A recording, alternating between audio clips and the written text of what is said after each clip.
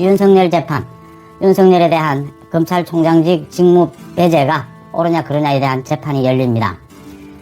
윤석열은 참석을 하지 않고요, 변호사가 대신 참석을 합니다. 이번 이 재판은 법리를 주로 다투는 것이기 때문에 직접 나올 이유는 별로 없고요. 오늘 이 재판에 이어서 내일 오전 10시에는 그 말도 많고 탈도 많았던 법무부 감찰위원회가 열려서 윤석열에 대한 감찰, 징계가 절차가 옳았는지 또 그 내용이 타당한지에 대한 검토가 이루어집니다. 모레는 법무부의 윤석열 검찰총장에 대한 징계위원회가 열립니다. 오늘 내일 모레 해서 윤석열에 관련된 다툼이 쭉 이어지는 셈입니다. 여론조사 결과가 발표가 됐는데요. 좀 잠시 전에 윤석열의 지지율이 크게 오르면서 이재명, 이낙연과 함께 3강 구도를 형성을 했습니다. 아주 특징적인 것이 보수 진영의 윤석열 지지율이 대폭 오르고 있고 대구, 경북에서 윤석열 지지율이 대폭 오르고 있습니다. 영남, 충청, 강원, 서울에서 윤석열 지지율이 이 3명 가운데 가장 많습니다. 이 여론조사 기관별로 조사 방법도 다르기 때문에 또 여론조사 기관별로 수치도 달랐어요. 기관별로도 이 흐름을 살펴볼 필요가 있고 또 전체 여론조사를 보면서 그 흐름을 또 살펴볼, 그렇게 해야 전체 파악하는 데 도움이 된다 이렇게 보입니다. 지난 11일 대선 후보 선호도 조사에서 윤석열이 1위를 차지한 것이 있죠. 24%로. 그건 한길 리서치 조사였습니다. 이번에는 리얼미터입니다. 리얼미터가 지난 23일부터 27일까지 전국 2,500명을 대상으로 조사를 했는데요. 23일부터 27일이니까 윤석열 총장에 대한 직무배제 조치가 직접적인 영향을 미친 조사 결과입니다. 이 조사 결과 이낙연 20.6, 윤석열 19.8, 이재명 19.4, 거의 차이가 없다시피 한 3강 구도입니다.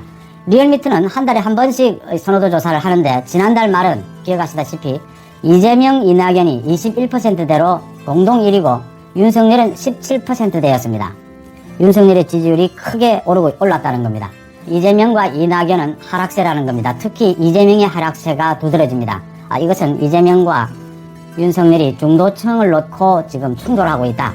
중도층 지지율이 윤석열로 향하면서 이재명 지지율이 빠지고 있고 이낙연 지지율이 그나마 그래도 적게 빠지는 것은 친문 지지층이 이낙연으로 길집하고 있다. 이런 해석이 가능하리라고 봅니다.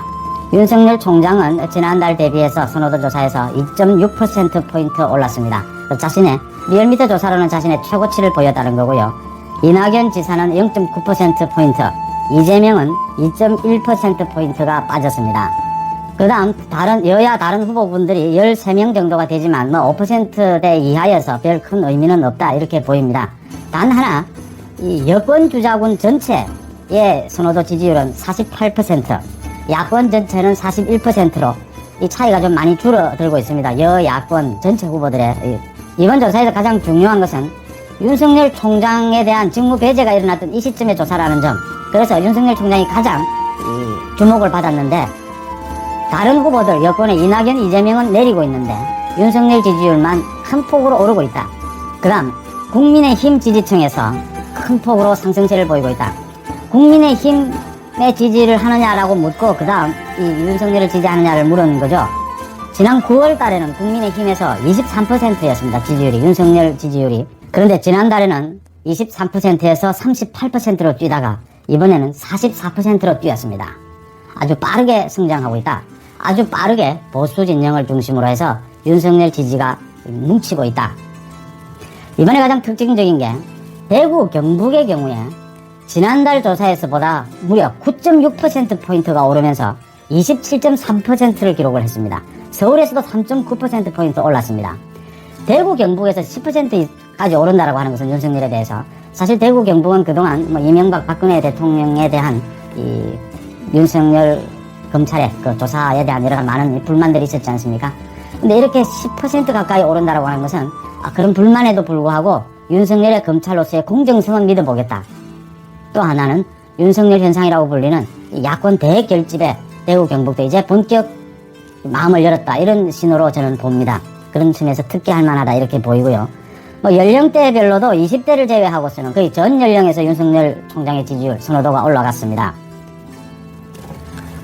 그럼 윤석열 이 지지율이 급등하고 있는 것을 어떻게 봐야 하느냐, 또 앞으로는 어떻게 될 것이냐. 윤석열 지지율이 급등하는 것은 이번 조사만은 특별하게 윤석열에 대한 검찰총장에서 배제한 것, 그 부분에 대해서 많은 국민들의 불만, 많은 국민들의 반대 의견이 윤석열로 결집이 됐다. 이런 현상이 나타났다. 이렇게 보이고요. 앞으로는 어떻게 될 것이냐. 아까 말씀드렸다시피 한길 리서치처럼 윤석열이 이 3강 구도 속에서 1위로 치고 나갈 것이다. 이제 1위로 상승할 것이다. 이렇게 보입니다. 그 이유는 보수의 결집이 이루어지기 시작했다. 중도층에서도 계속 급증하고 있다. 이 보수의 결집이 이루어지면 앞으로 윤석열 현상으로 집중될 그런 여지가 굉장히 많이 남아 있거든요. 지금 여권에서는 이낙연, 이재명으로 나눠져 있지 않습니까? 지금 야권에서는 윤석열로 집중되고 있는 만큼 그 여지가 많기 때문에 앞으로 상승률은 더 크다. 이렇게 보입니다. 특히 오늘과 내일 모레 윤석열 죽이기, 이 문재인 정권의 윤석열 죽이기가 그대로 선명하게 드러나게 되고, 윤석열이 죽든 살든 어떻게 죽느냐라는 건데, 윤석열이 정말 당당하게 검찰의 중립성만은 지켜져야 된다. 이 윤석열 죽이기의 모든 절차가 잘못됐다라는 걸 지금 당당하게 밝혀나가고 있지 않습니까? 이런 분위기로 간다면 윤석열에 대한 이 야권의 기대감, 또 문재인 정권의 실정에 대한 비판 목소리가 커질 것이다. 오늘자로 전국의 검찰청 59개, 모든 검찰청의 평검사 거의 대부분이 윤석열 직무 배제는 잘못됐다라고 지적하고 나섰습니다.